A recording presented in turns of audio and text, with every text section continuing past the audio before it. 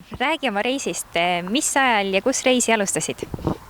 Reisi alustasin 31. mai Londonis Putney alal, siis pidin veel sama hommik pidin veel tööle oma tööasjad ära viima, ehk siis olin rattakullerina Londonis, pidin veel kesklinna viima veel mingi 10 kilo tavaari ja siis sealt jätkasin siis Kuressaare poole.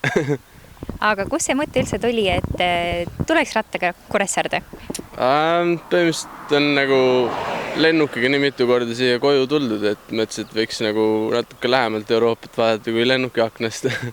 Ja noh, alguses mõtlesin, et võiks häälega tulla, aga siis see tundus siuke nagu see pole nii kindel ja vahel võib nagu nii liiga lihtne olla ka. Ja siis võtsin, et kuna ma rattaga niikuinii Londonis käin koolis, siis nagu mingi tund aega igapäevaselt sõidan rattaga, siis võiks juba rattaga tulla koju ka. No millised need kõige raskemad etapid on olnud siin vahepeal? Esimene päev, ma arvan, oli kindlasti esimene päev, esimesed 3 päeva. Ja kuidas selle lihasvaluga lood on? Kuule, jalad pole isegi midagi hullu, et kõige hullemad on peopesad, see on toetada kogu aeg nende peale ja siis tagumikka. Aga muidu jah, jalad on suht normaalsed isegi, üllatavalt. Siin oli näha, et ratas on ka pisut kannatada saanud. Mis tee peal juhtus? Kuule, Saksamaal sõitsin kännu otsa, siis läks pori tiibpuruks.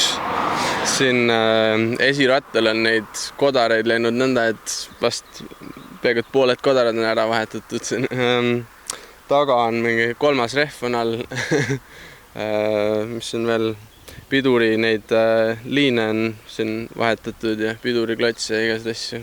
Ja uue selle luku pidin ostma ja igast vaikselt laguneb. Ja kas see lõpp on pigem selline kiire või raske? Mandri peal oli veel raske, aga siin praegu tundub, et on veel kõik nurgatagused nii tuttavad, et läheb nagu päris kiiresti. Kas sa oled muidu varem ka selliseid pikkasid retki ette võtnud? Ei ole, esimene retke. Pole rattaga väga ennem sõitnud enne selle õppeaasta algust. Selle õppeaasta alguses ostsin ratta Londonis, et on nagu odavam kui ühistranspordi koolis käia, oli siuke umbes 30-minutine commute või siis igapäevane kooliminek. Et oli rattaga hoopis soodsam ja siis hakkas iga päev hakkas umbes tund aega rattaga sõitu olema ja siis vaikselt ja nüüd viimased 3 kuud tegin Londonis rattakullerina ka tööd. Just sellel eesmärgil ka, et selleks väikseks reisiks siin natuke ette valmistada. Ja kas tee peal juhtus midagi lõbusat või sellist enneolematut ka, et on sul oma lugude kogum? Eks ikka tsipake siin ja seal, jah.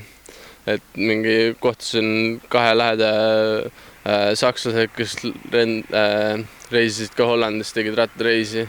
Siis Poolas olid hästi sõbralikud, ka umbes sama suur linn nagu Kuressaare, et nad ütlesid mingi 12 000 elanikku.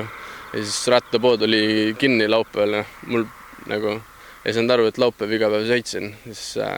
Aga tüübid helistasid oma tuttavatele ja siis lõpuks tehti pood lahti ja mehaanik jõudis ka kohale ja tegi ratta jälle sõitmiskorda. Et siuke väikse koha värk, et kõik teavad kõiki, päris hea. Ja mis tänane plaan on? Kas kodus ootab suur pidu või voodi ja padi? Kodus ootab soe saun, vanemad ja sõbrad. Kas plaanid kooli tagasi ka sõita? Hetkene prognoos on lennukiga tagasi, aga ma siin mõtlesin, et meil kodus keldris on üks rollu ka, võib-olla putitaks selle üles. Läheks sellega tagasi hoopis.